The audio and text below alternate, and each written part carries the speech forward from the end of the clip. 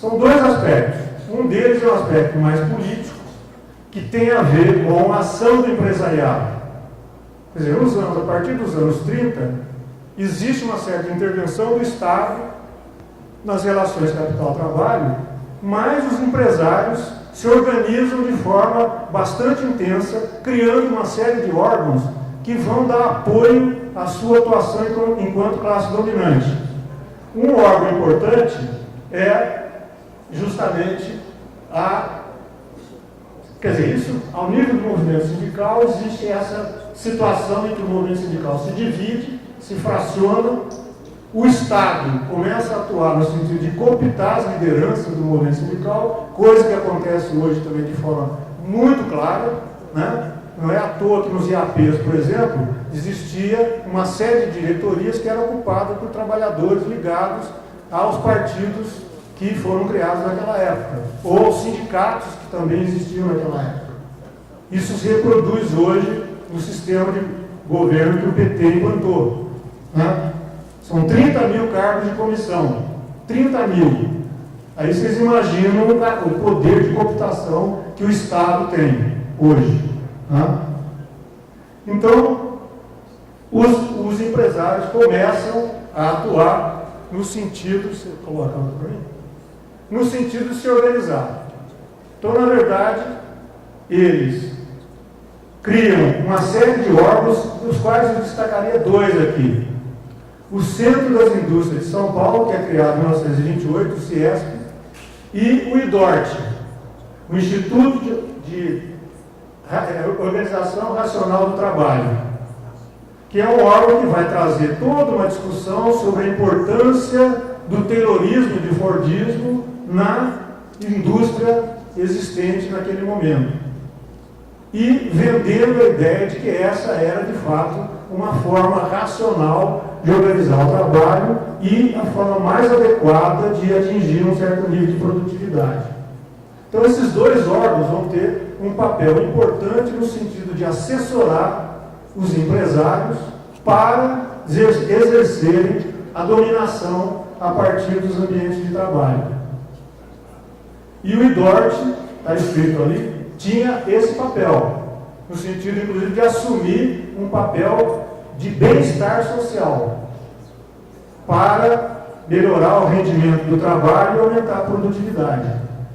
Então, essa articulação é uma articulação, por favor, próximo, importante, porque, a partir, então, da criação de alguns órgãos pelos empresários, da cooptação do Estado, de grande parte do movimento sindical, surgem algumas demandas dos trabalhadores que vão sendo incorporadas pelo Estado, como a consolidação das leis do trabalho, por exemplo, que de alguma forma eram reivindicações dos trabalhadores que o Estado se antecipa e acaba, né, sancionando a lei, a consolidação das leis do trabalho dos anos 40, né? E ela também está preocupada com essa questão de condições de aumentar a produtividade do trabalho. Então ela vai tratar das férias, da jornada de trabalho, dos contratos de trabalho, do trabalho da mulher e do menor, do trabalho noturno, da duração da jornada e assim por diante, que eram lutas importantes dos trabalhadores no início do século passado. Então o Estado incorpora algumas demandas dos trabalhadores, né, que, de alguma forma, foram colocadas no momento de ascenso do movimento sindical de trabalhadores no começo dos anos 10 do século passado. Próximo, por favor. Então a CLT vai trazer essa série de benefícios, entre aspas, né, e vai também permitir que os capitalistas se sintam bastante contemplados pela ação do Estado. E essa articulação entre interesses dos empresários e o papel do Estado de classe é expressada claramente na CLT. Né? O outro aspecto importante, próximo, por favor, o outro aspecto importante é que entre os anos 1940 e 1960 começa a haver uma ação ampliada dos empresários sempre com o apoio e a tutela do Estado. O que começa a acontecer nesse período? Começa a acontecer uma passagem da atuação de serviços de medicina dentro das empresas, mesmo antes de haver uma regulamentação por parte do Estado. Então, as grandes empresas brasileiras, como a Petrobras, que já existia nos anos 50, como a Companhia Siderúrgica Nacional, como as multinacionais automobilísticas, começam a criar o chamado Serviço de Medicina do Trabalho, que é uma forma de controle da força de trabalho, agora sob o comando das empresas. Então, o Estado começa a se alijar desse papel e essa atuação se dá a partir dos interesses e do próprio controle das empresas. Essa regulamentação só vai se dar cerca de 20 anos depois, nos anos 70, na época da ditadura. Mas existia uma frase que é lapidar do Henry Ford. O Henry Ford dizia o seguinte, que o setor mais lucrativo das empresas dele era o setor médico. Para a gente ter uma ideia do papel que os serviços médicos de empresa têm na seleção da força de trabalho rígida, na possibilidade de demissão dos trabalhadores quando ficam doentes a partir dos exames médicos, periódicos e demissionais, e também na controle do absenteísmo. Então é altamente instrumental que os empresários comecem a ter o poder de controlar a força de trabalho a partir desses serviços que são por eles contratados. E o Estado, cada vez mais, se afasta dessa discussão. Ele só vai regulamentar isso nos anos 70. Por quê? Porque já existia uma ação, né, espontânea, entre aspas, das empresas, de criar esses serviços. Só que cada empresa fazia de um jeito. Então precisava haver uma certa regulamentação para que uma não gastasse mais do que a outra. Por exemplo, a Volkswagen poderia contratar 20 médicos em jornada de 40 horas. E a Ford contratava 10 médicos em jornada de 30 horas. Então havia aí, na concorrência entre as empresas, também uma certa competitividade. O Estado vem e diz, olha, agora vai ser assim, vai ser 40 médicos, estou chutando, né? Por 40 horas durante 3 dias na semana. 3 engenheiros durante tantas horas, 2 dias na semana. Então o Estado vem para regulamentar este mercado. E isso passa a ser, inclusive, um grande espaço de emprego para médicos nos anos 70. Né? O próximo, por favor. E os IAPs também perdem esse papel de atuação sobre a força de trabalho. Isso é deslocado para dentro da empresa. Bom, então nesse momento também é importante destacar aqui a criação do SESI. O SESI é um outro órgão criado naquele momento, em 1946, né, que vai atuar no sentido também de fazer exames médicos, fazer inspeções nos ambientes de trabalho, atuar no sentido da reabilitação de trabalhadores, tudo a partir dos interesses das empresas. E isso vai se expandir depois para o setor de comércio, né, a partir do SESC, e para o setor depois rural também. Então o sistema S hoje abrange todos os espaços de produção que a gente pode imaginar. Setor de serviços, setor da indústria e o setor do trabalho rural. Nesse momento, próximo, por favor, nesse momento os médicos também se manifestam. Então, em 1947, há um congresso de médicos no Rio de Janeiro que dizem, no seu relato final desse congresso, que eles apoiam a industrialização e, corporativamente, defendem a criação de serviços médicos dentro das empresas. Então, aí para a gente perceber as alianças que existem das frações de classe. Quer dizer, a categoria médica sempre foi uma categoria instrumental para o capital. E, enquanto categoria organizada, se manifestam nesse momento também apoiando a industrialização e a criação futura, ou já existente, desse serviço de empresa. Então, para a gente resgatar, né, o que eu falei até agora, a gente percebe que nos anos 30 até meados dos anos 80, não é mais o Ministério do Trabalho, de Trabalho, Indústria e Comércio, e vejo que naquele momento a coisa era menos escamoteada. Porque hoje a gente tem o Ministério do Trabalho, que alguns dizem que é o Ministério do Capital. E o Ministério do Trabalho, coisa nenhuma. Né? Mas naquela época, era o Ministério do Trabalho, Indústria e Comércio, mostrando que realmente existia aí uma articulação de interesses entre trabalho, indústria e comércio, no sentido da cooptação dos trabalhadores. Hoje esse nome é um nome que não existe mais, mas escamoteia, né, esse papel de cooptação do Estado. Então eu estou dizendo que de 1930 a 1980 se mantém essa trajetória do Estado instrumental aos interesses das empresas, na perspectiva, inclusive, de controle da força de trabalho e da saúde dos trabalhadores. Em 1980, então, é uma década considerada perdida do ponto de vista econômico, mas do ponto de vista social, talvez tenha sido um momento de ascenso do movimento social. É um momento em que a reforma sanitária assume um caráter de ponta e de avanço. É um momento em que é criado o Sistema Único de Saúde, que talvez seja uma das poucas experiências de Estado de bem-estar social que o Brasil conseguiu, né, propor. Eu não estou dizendo aqui que isso aconteceu, mas foi uma grande ideia do ponto de vista das políticas sociais. O que aconteceu com o SUS depois e o que vem acontecendo com o SUS a gente já vai falar. Você já deve saber mais do que eu até, né? Mas a proposta original do SUS era uma proposta de política universal, de controle, com controle da sociedade, com equidade, né, e com integralidade, que são os princípios do SUS.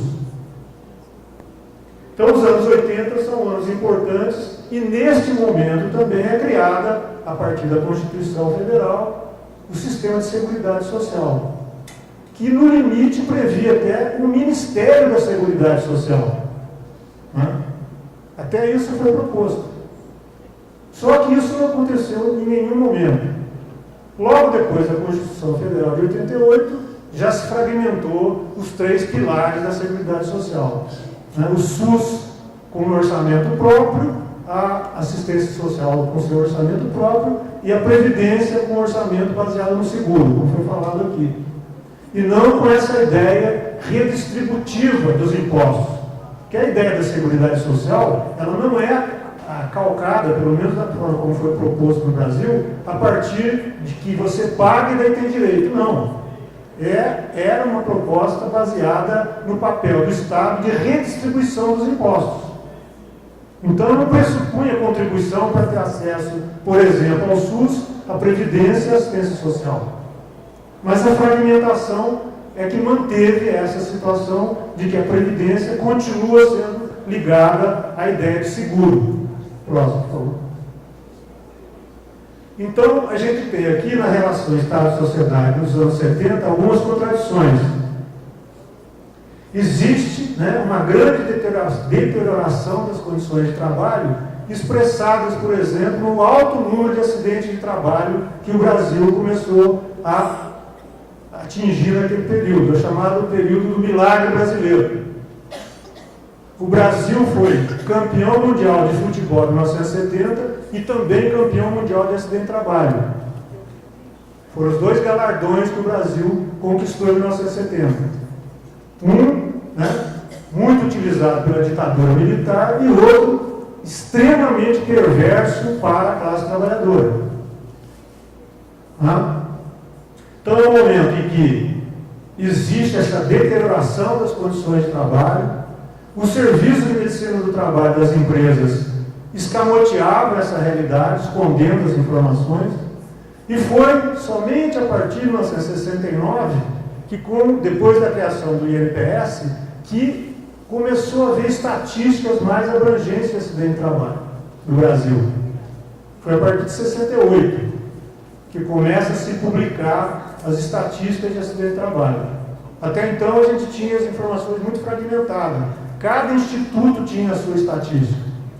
E aí se mostrou, isso que eu falei, que o Brasil era o campeão mundial de acidente de trabalho numa análise feita pela OIT. Não foi feita por gente daqui, não. Foi feita, inclusive, por especialistas estrangeiros.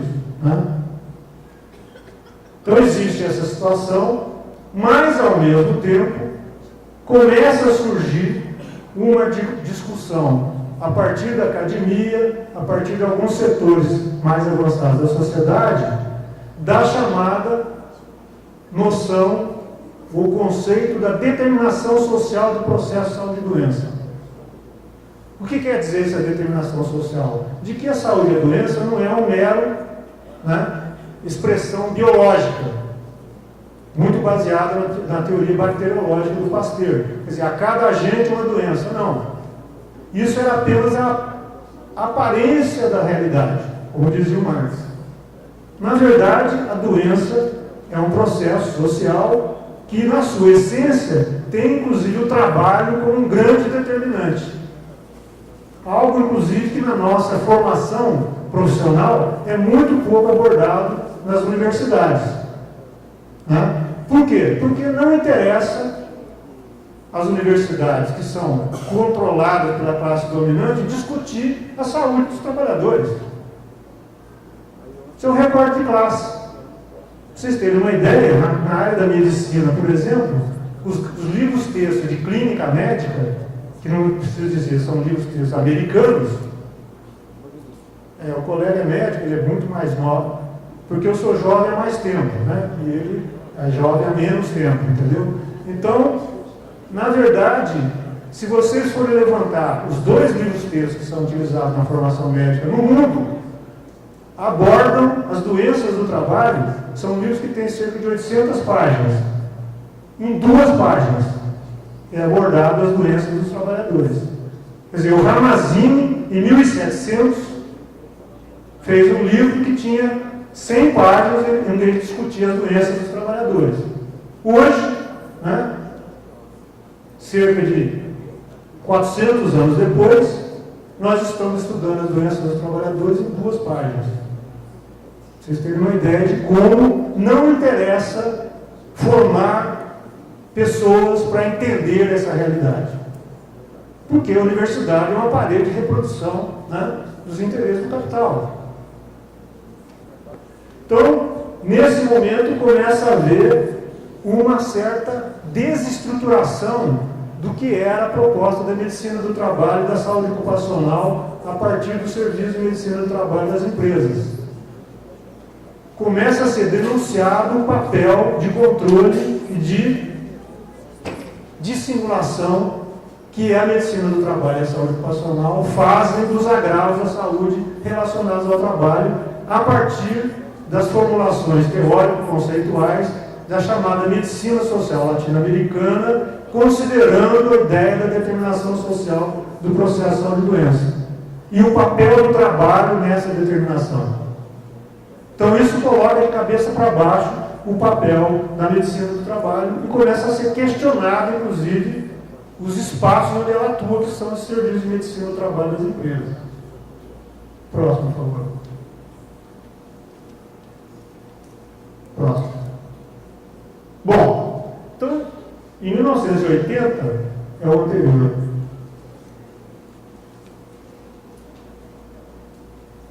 É o próximo. Então, em 1980, a gente pode dizer que houve avanços importantes nas lutas sociais do Brasil. Nessa ideia da correlação de forças capital-trabalho, mesmo dentro do capitalismo, quando os trabalhadores se organizam e conseguem defender os seus direitos, a gente tem avanços sociais. Então eu listei aqui alguns deles. A redemocratização e a Conferência e a Constituição Federal de 88, que expressa de alguma forma esse aspecto. O papel da reforma sanitária, a criação do SUS e dos programas de saúde do trabalhador como parte do Sistema Único de Saúde, a ideia da Seguridade Social, a criação de um órgão de assessoria sindical chamado DIESAT, em 1980, que teve um papel importantíssimo durante cerca de 15 anos, que depois o próprio movimento sindical destruiu ao se dividir, quando a CUT criou um Instituto de Saúde do Trabalhador, chamado INST. Ela destruiu o órgão que envolvia todos os sindicatos. Quer dizer, isso foi um tiro no pé. Não foi só a CUT, a Força Sindical também criou o seu instituto. E isso fragilizou o órgão de assessoria intersindical. Né? Então, um erro estratégico do movimento sindical. Como é o erro estratégico do movimento sindical defender a participação em lucro e resultado. Né? Essa foi a grande conquista do sindicalismo nos últimos 20 anos. Isso é uma balela. Primeiro que a gente não tem acesso às informações das empresas, coisa nenhuma. Né? Quem é que sabe quanto lucrou a Volkswagen? Quem é que tem acesso a esse dado? Segundo que essa participação em lucro e resultado não recolhe para o fundo público. Isso é um abono. Não recolhe para a Previdência e não recolhe para o Fundo de Garantia. Então isso é uma vitória de pirro. E o movimento sindical se gaba disso como uma grande conquista. Nós precisamos desmistificar essa posição. Como também o movimento sindical diz que defende o SUS. Não defende o SUS. O movimento sindical faz um discurso macro, mas na hora da negociação é o convênio médico que prevalece. O movimento sindical defende que seus trabalhadores tenham convênio médico, ao invés de defender o Sistema Único de Saúde. Isso é uma grande contradição que o movimento sindical não enfrentou e não está enfrentando. Eu faço aqui, inclusive, esse desafio. O DIESAT propôs esse debate, mas o movimento sindical não quis entrar nessa discussão. Tá certo? Então, o movimento sindical também é responsável pela privatização do SUS e da Previdência Social.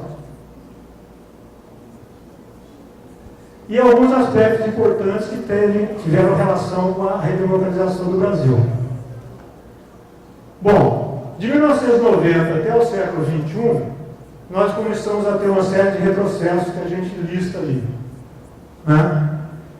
E eu não vou entrar aqui nessa discussão mais, que eu acho que é mais pesada, que é o aspecto de fato, se de fato está havendo uma chamada redistribuição de renda a partir da ação da assistência social no Brasil. Eu acho que não é redistribuição de renda. É uma redistribuição da própria massa salarial da classe trabalhadora. Ela não está atingindo os interesses do capital. Ela não está taxando o capital para poder redistribuir. Ao contrário, as políticas dos últimos anos do governo petista é de isenção fiscal. E de estímulo ao consumismo. Ou seja, para ser anticapitalista, uma das coisas que a gente tem que propor é contrariar o consumo exagerado, o consumismo exagerado.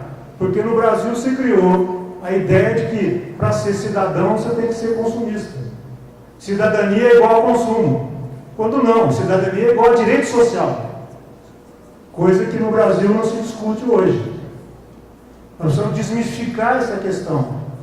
Daí, o David Harvey coloca uma questão muito interessante. Ele falou assim, eu fui a São Paulo, estava num carro em 2015 com ar-condicionado, podia atingir 300 km por hora, e eu fiquei para andar 15 km, eu demorei 2 horas. Né? Então essa é a contradição. Você estimula a produção de automóveis, você estimula o consumo individual de automóvel e ninguém anda. Essa foi a política social dos governos petistas.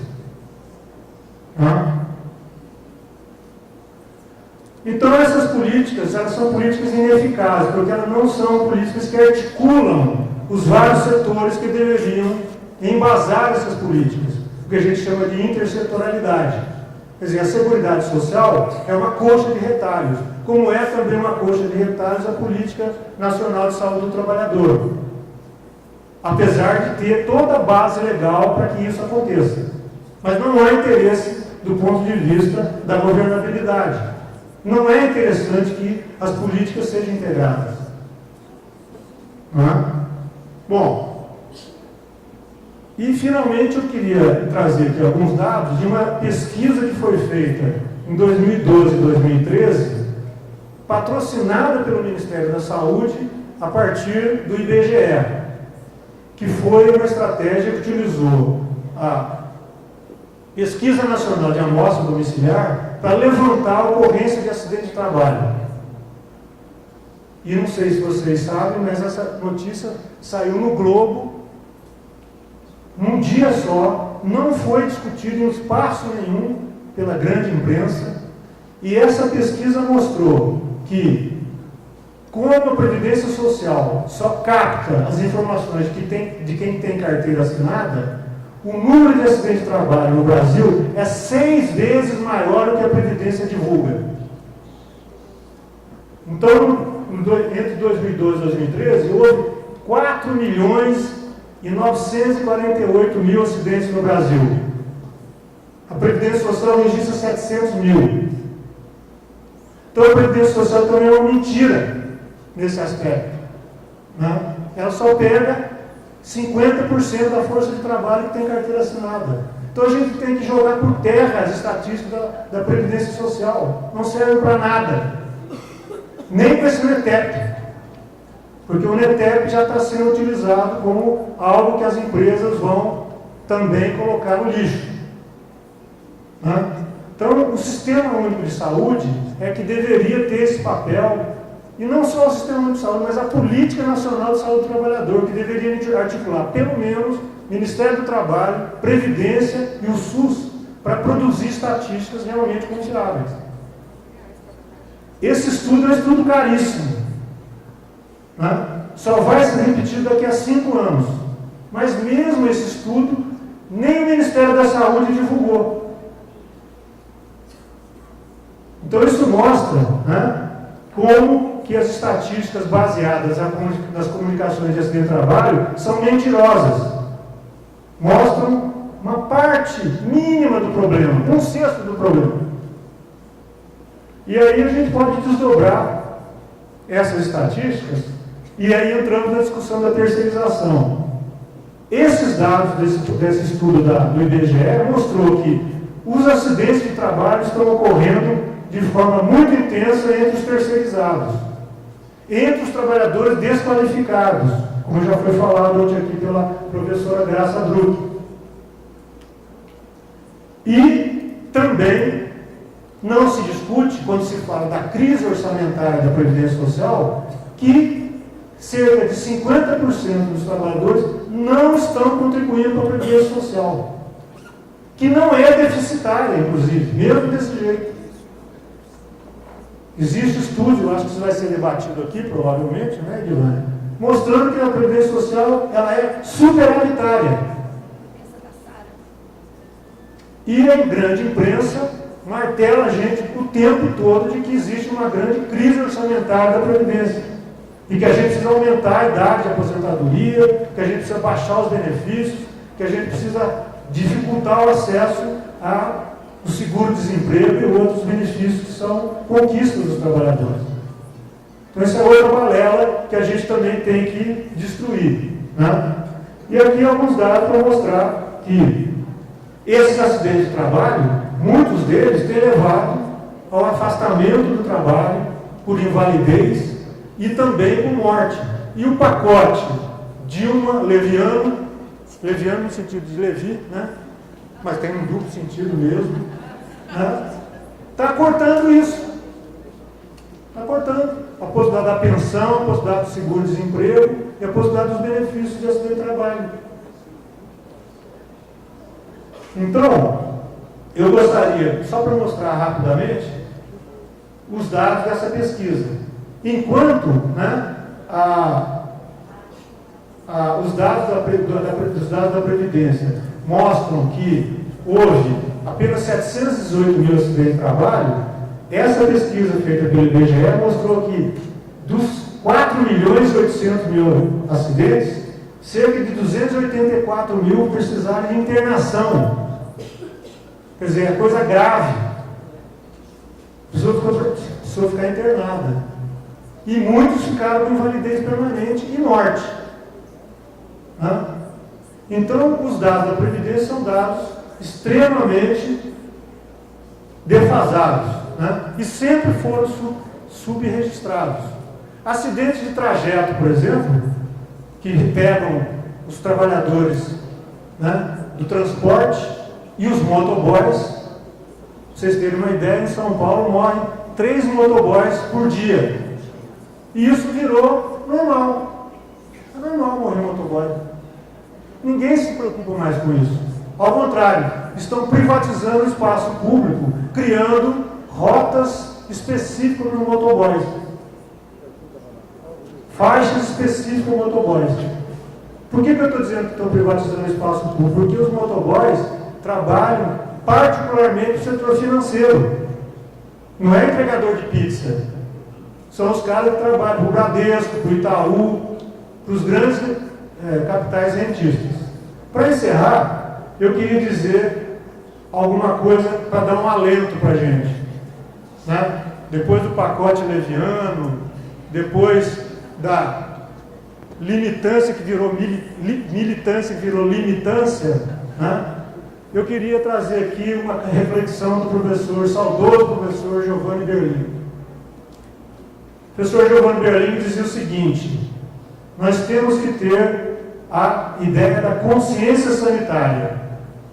O que é consciência sanitária? É saber, por exemplo, que a saúde é um direito, mas que a gente tem que estar sempre alerta e disputando o tempo todo a garantia desse direito, porque senão ele não vai cair do céu.